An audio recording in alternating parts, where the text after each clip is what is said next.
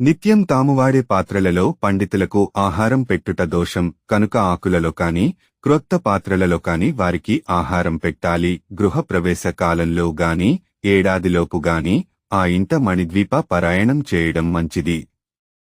ఇది వాస్తుదోషాలను పరిహరిస్తుంది. తలకి నూనె రాసుకొని ఆ చేతులతో పాదాలకు ఆ నూనె జిడ్డు పులమరాదు. బంగారం దొరికితే దానిని ఇంట్లోకి తెచ్చుకోరాదు.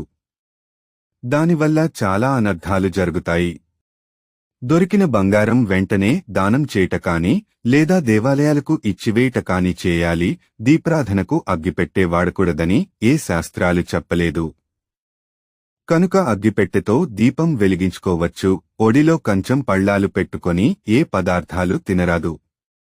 అలా చేస్తే ఘోర నరకాలు కలగటమే కాక వచ్చే జన్మలో దరిద్రులే పుడతారు. చెట్లు, దేవతా విగ్రహాలు ఈశాన్యంలో ఉంటే వాటిని బరువులుగా